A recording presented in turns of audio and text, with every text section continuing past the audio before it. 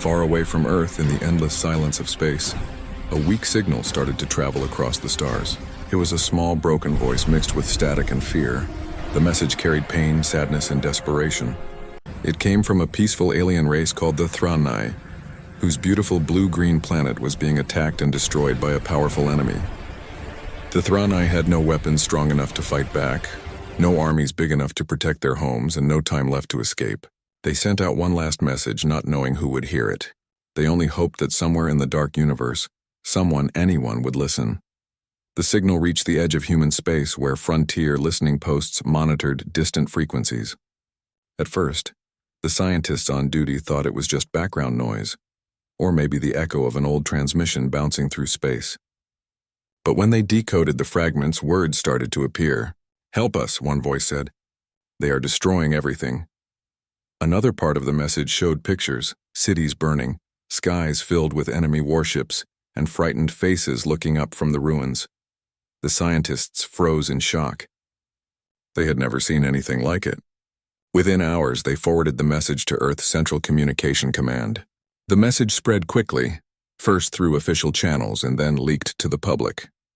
People around the world watched in silence as the same haunting images appeared on their screens.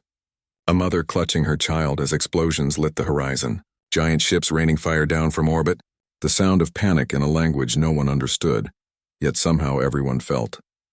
It became clear that the Thranai were not a warlike race. They were farmers, artists, and teachers. Their world had been a paradise of forests, oceans, and shining cities made of crystal and light. But all of that was now turning to ash. Their attackers, later identified as the Zortok Dominion, were known in deep space as conquerors, a cruel empire that grew stronger by taking weaker worlds. The Thrani had no defenses against them. Their only chance was to cry for help, even if no one came. When the signal was confirmed as real, Earth's leaders held emergency meetings. Some believed the humans should stay out of it. "It's not our war," one general said. "We don't even know these creatures." Others argued that ignoring them would make humanity no better than the monsters who were destroying them. "If they were us," a young officer said, "wouldn't we want someone to answer our cry for help?" Outside of the governments and military rooms, the people had already made their choice. Across the human colonies on Mars, the Moon, and space stations, millions began talking about the message. People cried watching the broadcasts. Artists painted murals of the Thranai's burning cities. Soldiers who had retired from service wrote open letters demanding action. Even school children recorded messages saying they wanted to help. Something deep inside humanity had been touched. The Thranai's suffering reminded them of their own dark past. The wars, the hunger, the times when humanity itself had nearly vanished. They knew what it meant to be desperate and alone. On the orbital station Sol's Edge, where Earth's main fleet command was located, Admiral Helena Dreyfus stood before a massive screen showing the Thranai signal in real time. She watched the footage over and over, unable to look away. "They called for help," she said quietly to her officers, "and someone has to answer." Her words were calm, but her eyes were fierce. Dreyfus was known for her bravery and her strong sense of duty. She had fought in wars before, but she had never seen anything like this. An entire world crying out in fear. Meanwhile, more data began to come in. The scientists at the Lunar Observatory managed to locate the origin of the Thranai signal. It came from a system more than 50 light-years away, across a region of unstable wormholes and pirate-infested routes. It would take weeks, maybe months, for a fleet to reach them.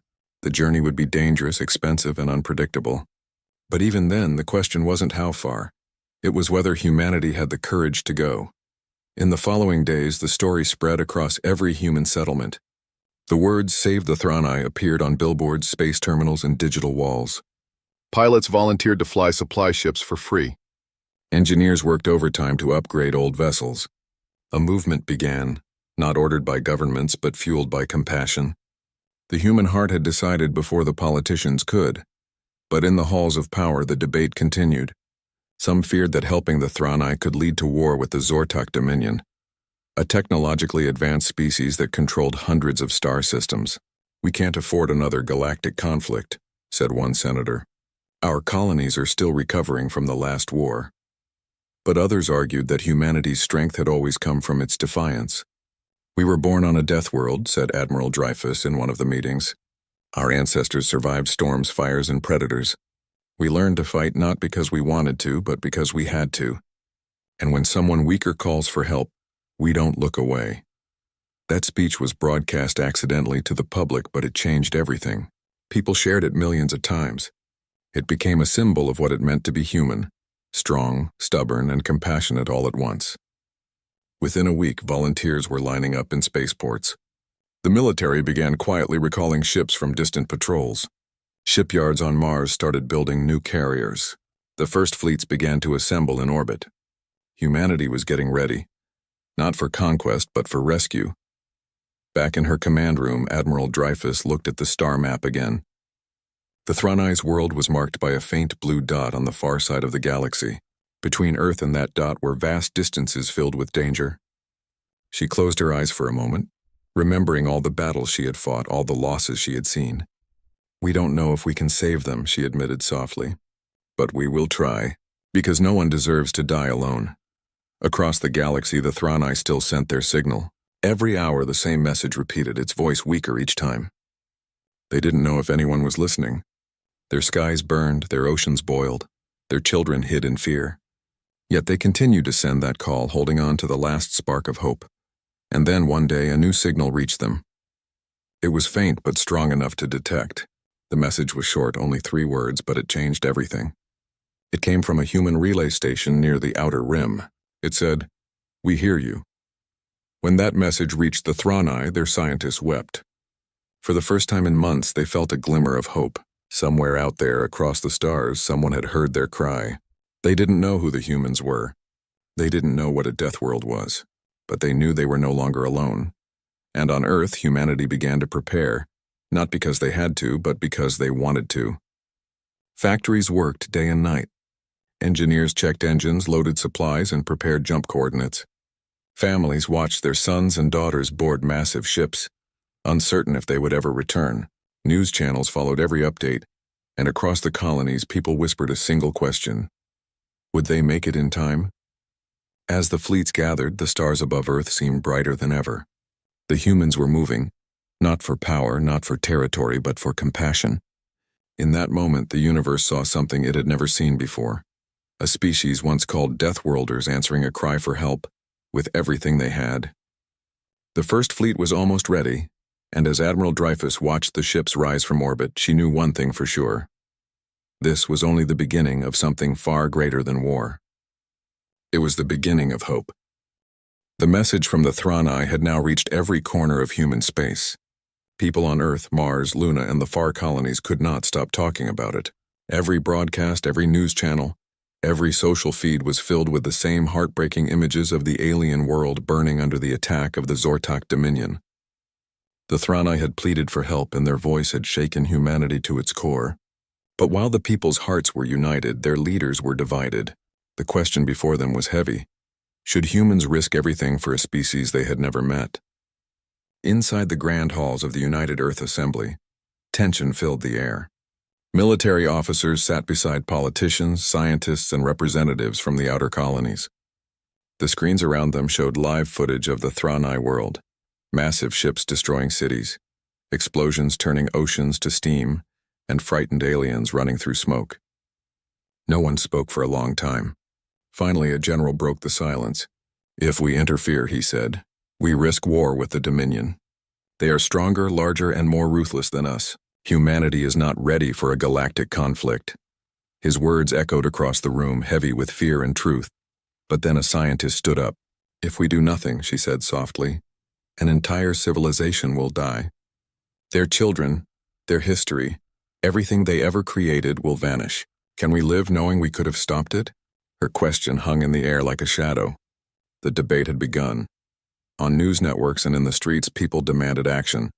Protesters held banners saying, "Answer the cry," and no one left behind. Retired soldiers gave emotional speeches about the meaning of courage. Students posted messages saying they were ready to serve. The public's voice grew louder with each passing day. They didn't want to be ruled by fear. They wanted to be guided by compassion. Humanity had suffered too much in its own history to ignore another race in pain. Admiral Helena Dreyfus, the woman who had first spoken out for the Thranai, became a symbol of hope. Her face appeared on every broadcast, her calm voice reminding people of what it meant to be human. In one interview, she said, "We are not heroes and we are not saviors. We are survivors. We know what it's like to lose everything. That is why we cannot turn away." Her words reached the hearts of billions. People began calling her the voice of the Deathworlders. Behind the scenes, secret meetings continued. On the massive orbital fortress Sol's Edge, Dreyfus and her senior officers reviewed star maps, enemy reports, and possible routes to Thranai space. The path was long and dangerous. The Dominion controlled most of the systems between Earth and the Thranai homeworld. To reach them, human ships would have to pass through uncharted zones, unstable wormholes, and areas filled with raiders and gravitational storms. Every option carried risk, but Dreyfus didn't hesitate. She said, "Danger has never stopped us before." Back on Earth, the political arguments grew hotter. Some leaders warned that the Zortok Dominion would see the human intervention as an act of war. "They will come for us next," one senator shouted during a public session. "Do you want to bring death to every human colony?" Others answered with passion. "If the price of compassion is war," a young representative replied, "then maybe war is the only language monsters understand." The hall erupted into chaos. The vote on whether to send aid was postponed again and again. Time was running out, and every hour the Thranai signal grew weaker. Meanwhile, ordinary people took action on their own. Engineers on Mars began modifying old cargo ships to carry supplies. Small defense contractors donated weapons and armor. Retired captains offered their personal fleets. Even the poorest colonies contributed what they could: fuel, food, medical packs. The movement became too big to ignore. The people had made their decision long before the politicians did. Finally, one night, Admiral Dreyfus gathered her officers in the command room of Sol's Edge. She looked at the glowing map of the galaxy, where the Thranai's star shone faintly in the distance. "Every second we waste," she said, "more lives are lost. If the politicians won't act, we will prepare anyway." Her officers nodded in silence. They began mobilizing. Orders were sent in secret codes. Fleets were recalled from outer patrols. Engineers started converting exploration vessels into battle-ready cruisers. The preparations had begun, not with fanfare but with quiet determination. On the colonies, the mood was changing.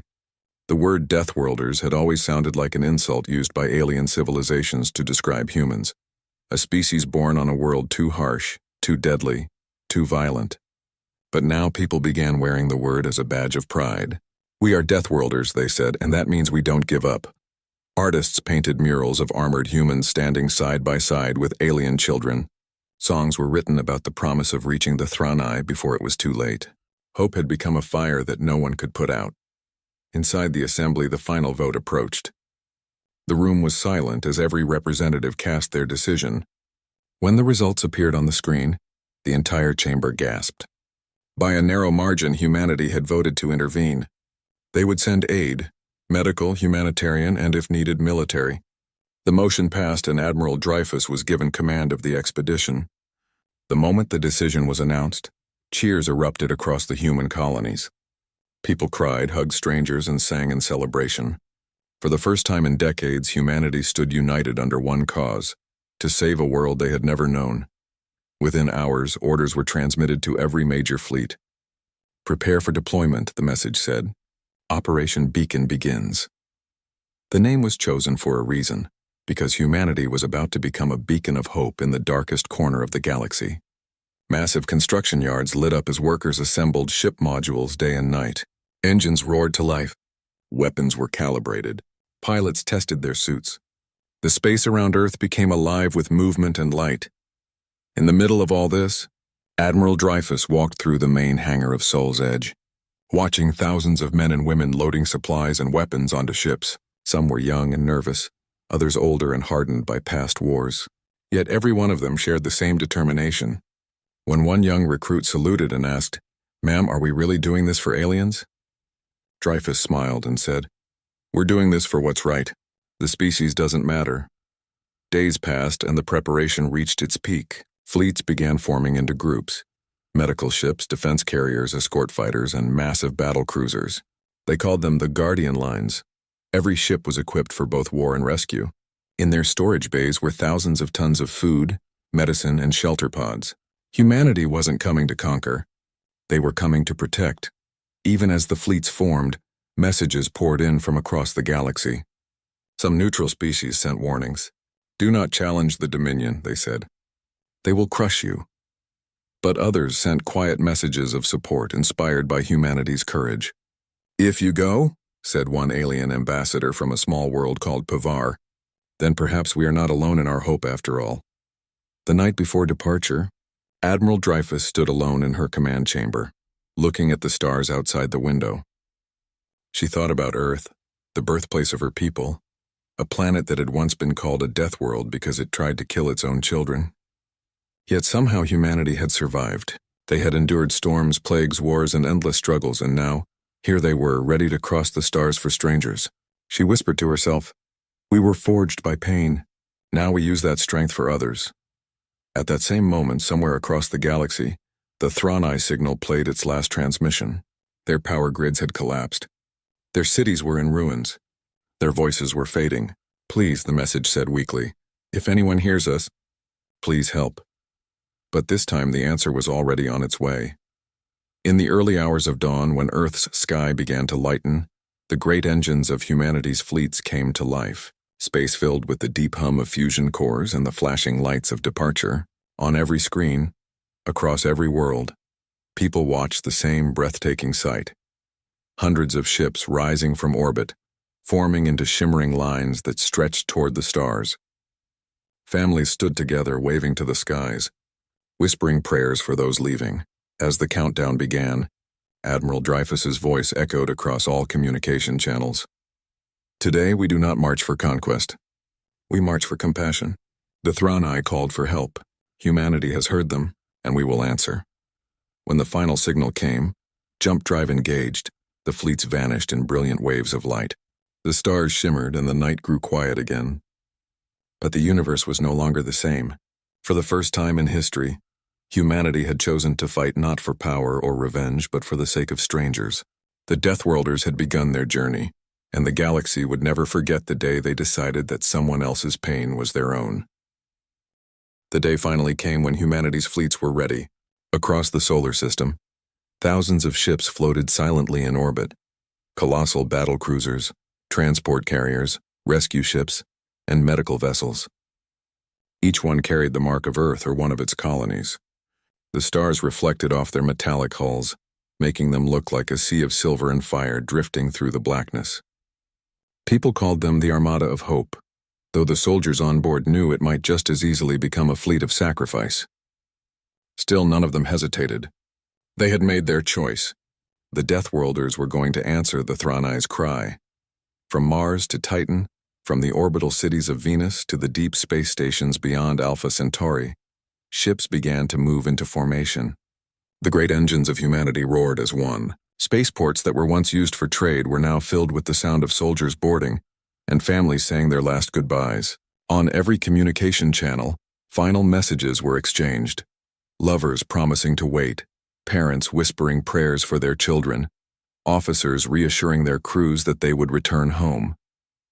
But deep down, everyone knew the truth. Not all of them would come back. Inside her flagship, UHS Resolute, Admiral Helena Dreyfus stood before a massive holographic screen showing the gathered fleets.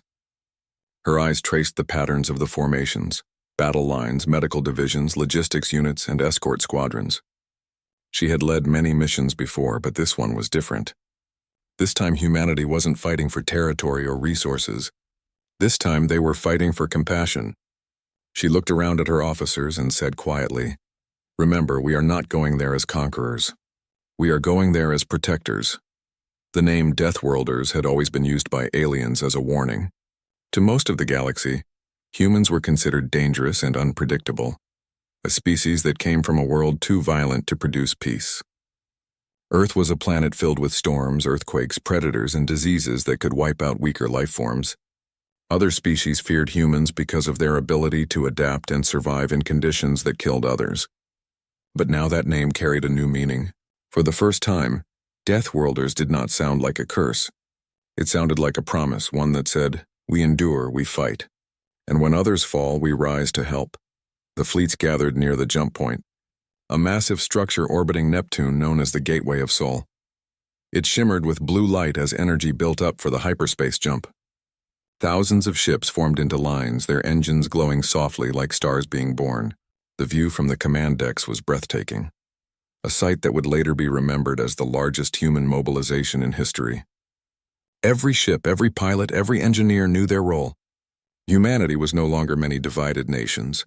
It was one united force. On the decks of smaller ships, soldiers shared nervous laughs to hide their fear.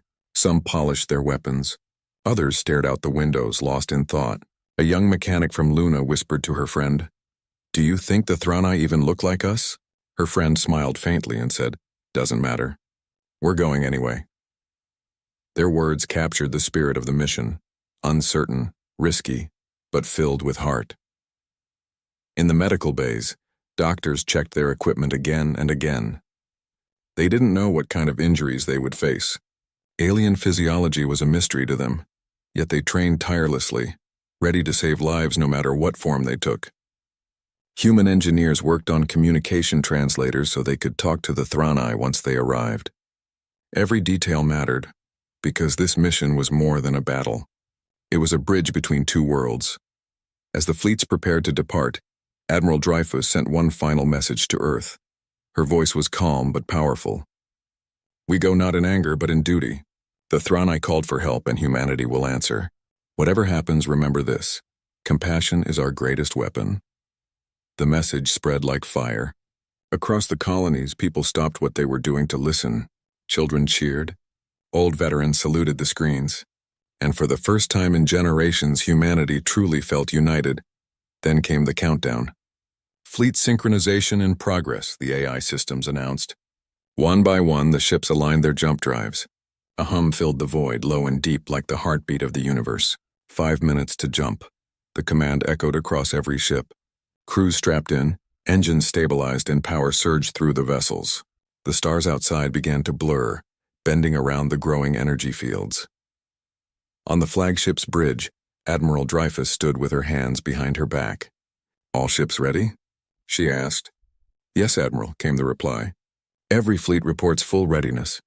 She nodded once and took a deep breath. "Then let's bring hope to the stars." The jump command was given. For a brief moment, silence took over, and then the universe itself seemed to twist. Light exploded around them as space folded. The stars stretched into ribbons and everything went white. The human fleets vanished in a brilliant wave of light, leaving behind only the faint echo of their engines. They had left their home systems, crossing through hyperspace toward a world they had never seen. Inside the ships, the journey through hyperspace was both beautiful and terrifying. Streams of color and energy danced outside the windows like flowing rivers of fire. Some crew members stared in awe. Others closed their eyes, whispering silent prayers. It was a journey across light years of space through wormholes and unstable routes. For days, then weeks they traveled, keeping constant formation through storms of gravity and radiation. More than once they lost communication with distant squadrons, but every ship continued forward. Not one turned back. During the long journey, the fleets became a family. Soldiers who had never met before shared stories of home. Pilots from different colonies taught each other tricks. Musicians played songs over the intercom to keep spirits high. One of the songs, written by a Martian engineer, became famous later. It was called "The Sound of the Stars." Its simple lyrics said, "We fly through fire and cold and night to bring another dawn to light." That song was played on every ship as they traveled closer to Thranai Prime. Even far from home, the humans never forgot why they were there. They were not chasing glory or revenge. They were bringing hope.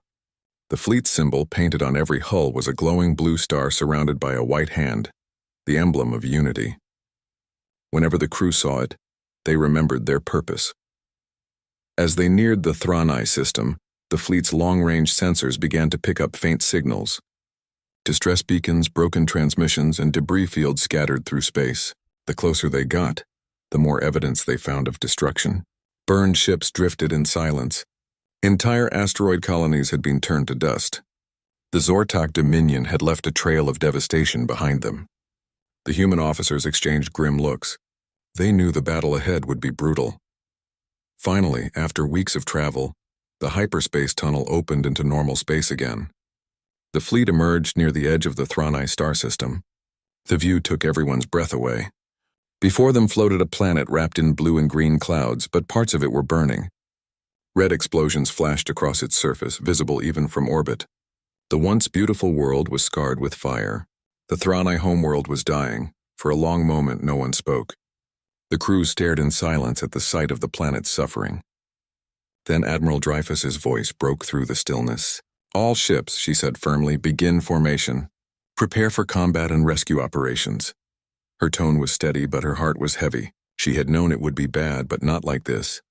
The fleets began to spread out, scanning the system. The Dominion's warships were still there. Dark, monstrous vessels shaped like blades and shadows. They circled the planet, striking again and again. The Thronai defenders were gone, wiped out completely. Only a few civilian ships tried to flee, but they were being hunted down mercilessly. Admiral Dreyfus took a deep breath and gave the order that would change history. Engage all fronts. The first human salvos lit up the void. Massive cannons fired plasma bursts and kinetic projectiles. The silence of space was broken by the fury of battle. Fighters swarmed like silver arrows, weaving between the larger ships of the enemy. The Dominion had expected an easy victory, but they were not prepared for Deathworlders. The humans fought like no other species the galaxy had ever seen. They used every trick, every maneuver, every ounce of strength. When one ship fell, another moved in to cover its place. When communication lines were jammed, captains acted on instinct. The Dominion tried to overwhelm them, but humanity refused to yield. For every ship lost, two more pushed forward. As the battle raged, the people of Thronai watched from below. Through smoke and fire, they saw streaks of light cutting across the sky. At first, they thought it was another attack. But then someone realized the lights were fighting for them. Their enemies were being destroyed. Hope, long dead, flickered back to life. On the bridge of UHS Resolute, Admiral Dreyfus looked at the chaos outside her viewport. The swirling clouds of debris, the flashes of light, the courage of her people. She whispered softly, "We made it. The Deathworlders had arrived." And in that moment, across the galaxy, humanity's name took on a new meaning. They were no longer just survivors of a deadly world. They were guardians of the helpless, warriors of compassion, and bearers of hope. The Deathworlders had come, and the universe would never forget their answer to a cry in the dark. When the human fleets reached the edge of the alien system, the stars looked cold and silent. Yet beneath that silence was a battlefield waiting to happen. The desperate cries from the alien world had reached every corner of the human alliance, and now they were here, not with words, but with fleets large enough to shake the void itself. Hundreds of ships emerged from hyperspace, their hulls shining with blue and silver light, engines burning like miniature suns. For the first time in history, the alien race, known as the Vuralan, saw the full scale of humanity's might. They had expected small aid ships, maybe a few patrol fleets, not an armada that could darken the stars. The Vuralan communication officers stared in disbelief at their screens. "They came," whispered one of them. "They really came. With everything." For centuries, the Vuralan had lived in fear of war. They were a peaceful race, built for art, culture, and knowledge. But peace had made them fragile. When a brutal enemy, the Karth Dominion, invaded their systems, they had no real defense. Their fleets were small, their soldiers untrained, their hopes dying with every destroyed planet. Then, as their last act of desperation, they had sent a signal across the galaxy, a cry for help. They never believed anyone would answer, especially not humans. The mysterious Deathworlders from a planet known for its violence and survival. The human commander, Admiral Ryder, stood at the bridge of the flagship Sol Invictus. He watched the glowing planet of the Vuralan and the thousands of red enemy signals surrounding it. His voice was calm but carried the weight of command. "Deploy Formation Delta, shield the civilians first. Then hit the Karth from their flanks. No one touches that planet." His officers moved instantly, their hands gliding across holographic consoles. The human fleet spread like wings of fire, engines roaring in synchronization. To the Vuralan watching from orbit, it looked like an army of angels descending from the heavens. The Karth Dominion, a brutal empire that thrived on conquest, was taken by surprise. They had expected to finish off the Vuralan easily, perhaps to enslave what remained. But now an entire human battle armada had appeared, and it was unlike anything they had faced before. Their commanders barked orders in panic. Missiles, energy blasts, and plasma bolts filled the void, lighting it up like a storm of colors. The human ships moved in perfect coordination, taking heavy hits but never breaking formation. Their smaller ships darted between the enemy like hunters, targeting weak spots, protecting the larger carriers. Admiral Ryder's voice echoed through the fleet communications. "Remember, these invaders burn worlds. We stand between them and the innocent. Let them learn what Deathworlders do when someone cries for help." His words filled the soldiers with fire. They were not fighting for territory or resources. They were fighting because someone had asked for help. That was enough. The battle raged on for hours.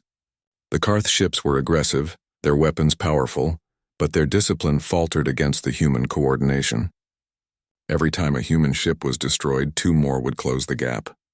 The debris fields grew, glowing red in the light of explosions. The Voralen could only watch, their eyes wide, their hearts trembling. These humans fought like demons wrapped in steel, enduring pain and loss but never giving up. For them, retreat wasn't an option, it was personal. Humanity had once suffered under extinction-level events on their own world. They knew what desperation felt like. That memory burned in every heart among the stars today. Aboard the Sol Invictus, alarms blared as enemy cruisers targeted the command ship. Shields flickered and the bridge shook. Admiral Ryder gripped the railing, unshaken. "Redirect power from secondary batteries. Keep us alive and online. We're not done yet." His crew obeyed instantly. Outside, human carriers released waves of fighter drones, swarming like angry hornets around the Karth fleet. One of the drones crashed into an enemy warship, exploding and tearing it in half. The shockwave illuminated the battlefield like lightning. Down on the surface of the Voralen homeworld, millions watched from shelters and cities. They saw flashes in the sky, silent bursts of light that painted the heavens.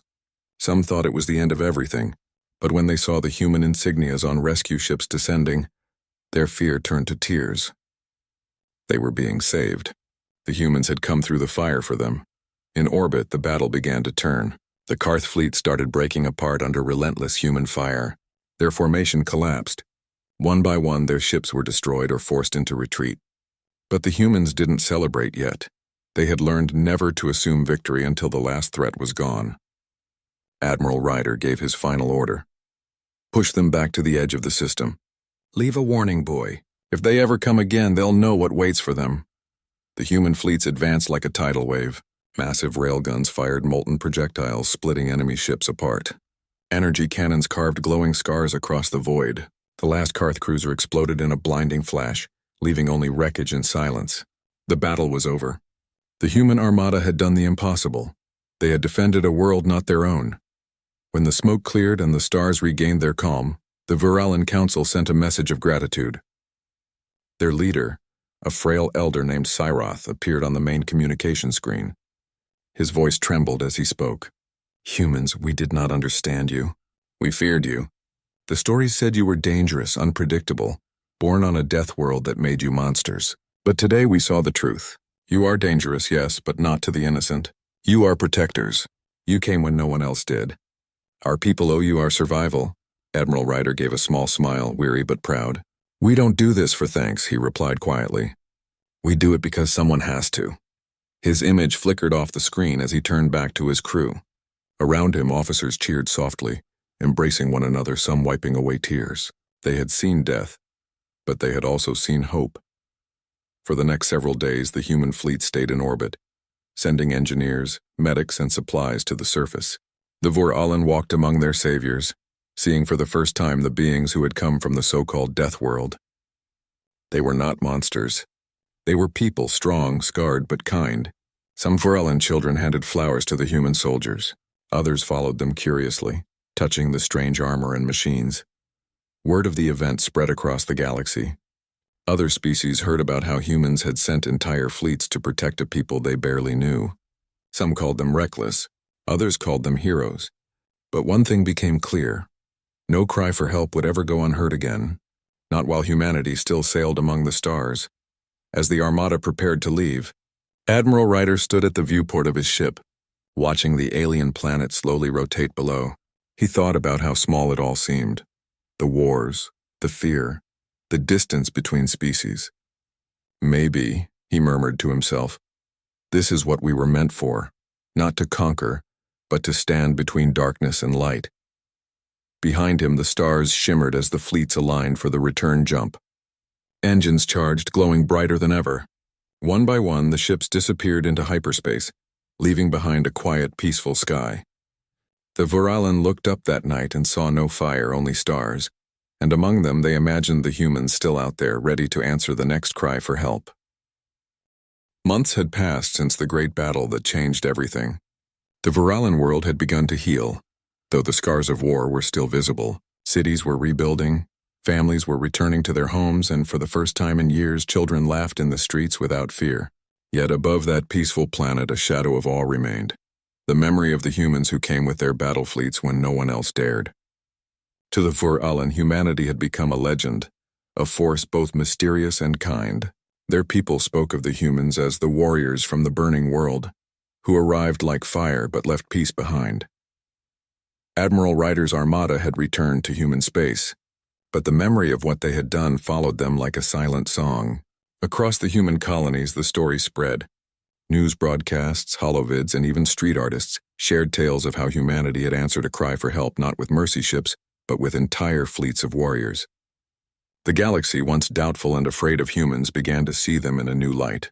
Some alien races, who had once called humans unstable and too dangerous, now saw their danger as something beautiful, because that danger was used to protect, not destroy.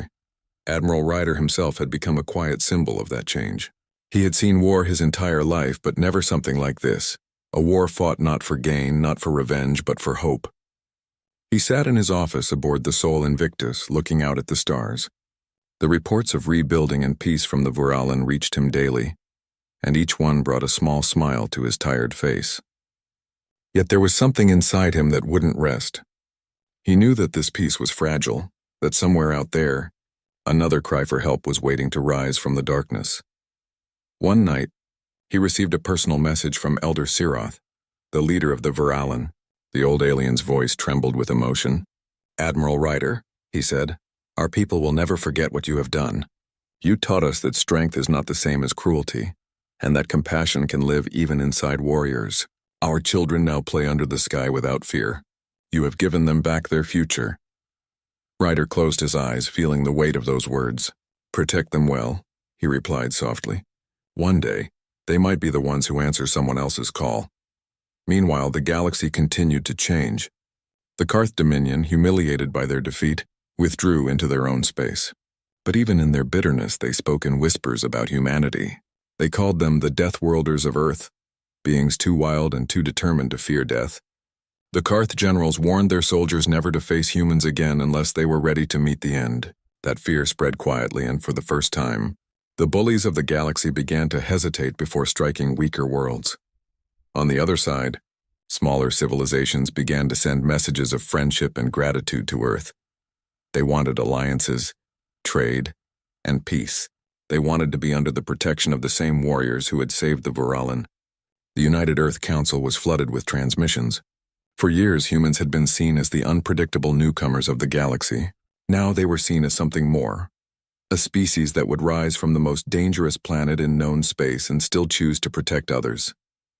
Humanity had become the unexpected guardians of the stars. For the people of Earth, this change was both strange and inspiring. In schools, children learned about the rescue of Vuralan Prime. Artists painted the great fleets crossing the stars. Poets wrote verses about the fire that saved the innocent. And even the soldiers who fought in that battle were treated like heroes. Yet when asked, most of them said the same thing, that they hadn't gone there to be heroes. They went because someone had needed them. Among those soldiers was Lieutenant Mara Hale, who had piloted one of the first rescue ships to land on the Vuralan homeworld. She often spoke to young recruits, reminding them of what she saw that day. When we landed, she would say, "I thought we were too late. The sky was burning and the people were hiding underground. But when they saw us step out of our ships, their fear turned to hope. That's when I understood. Our strength means nothing if it doesn't protect someone." Her words became famous, repeated across human colonies as a reminder of what the fleets truly stood for. Years later, monuments were built on both Earth and Vuralan Prime. On Earth, A statue of a human and a Vuralan child stood side by side, looking toward the stars. On Vuralan Prime, a massive steel arch was constructed where the first human fleet had appeared in orbit. The arch was engraved with the words, "When we cried for help, they came from the fire." Every year, both worlds celebrated the anniversary of that day. It was not called a Victory Day, it was called the Day of Unity. Admiral Ryder, now older and no longer in command, attended the first celebration as an honored guest. He stood quietly among the crowd, watching both humans and Vuralan exchange gifts and smiles. The air was filled with laughter, the kind of laughter that only exists in peace hard-won. A small Vuralan child approached him, holding a flower made of crystal. "My mother says you saved us," the child said shyly. Ryder knelt down, taking the flower gently. "No," he replied softly. "We just answered your call. You're the ones who saved yourselves by not giving up." As night fell, the sky filled with lights. Ships hovered above, releasing beams that painted constellations across the darkness. One of them formed the image of the Sol Invictus, the ship that had led the Armada. Ryder looked up, his heart heavy with memories of the battle, the fear, the loss, and the courage that had bound them all together. He thought of the soldiers who hadn't returned, of the friends buried among the stars. For a moment, the sounds around him faded, and all he could hear was the hum of the universe, vast and eternal. Later, as he walked away from the celebration, a journalist approached him. "Admiral," she asked, "do you believe humanity will ever stop fighting?" He paused, then smiled faintly. "Maybe not," he said, "but maybe that's not the point. We fight because we care. We fight because there's something worth protecting. As long as that's true, I think we'll be all right." Back on the shipyards of Earth, new fleets were being built, not just warships, but massive vessels designed for aid, rescue, and exploration. The humans called them Guardian-class ships. Their motto was simple: "For those who call in the dark, we will answer." Each ship bore the emblem of a burning star, the same mark that had flown over the Vuralan world during the rescue. These ships traveled deep into unknown space, carrying supplies, medicine, and, when needed, weapons to defend the helpless. Among the stars, the legend of the Deathworlders grew. To some, they were feared as unstoppable warriors. To others, they were saviors. But to those who truly knew them, they were something else entirely. They were proof that even those born in the harshest places could bring light to the darkest corners of the galaxy. Years after Admiral Ryder passed away, a signal reached Earth from a distant system. It was a distress call, another civilization facing destruction.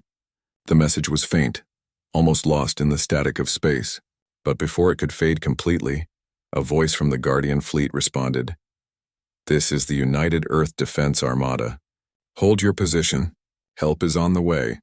And just like before, the stars burned with the light of human ships. Across the void, their engines roared, carrying the same promise that had once saved the Vuralan, that no cry for help would ever go unanswered again. Humanity had become more than survivors, more than warriors. They had become guardians of life itself. And somewhere in the deep silence of the universe, a whisper echoed. The Deathworlders had answered once more.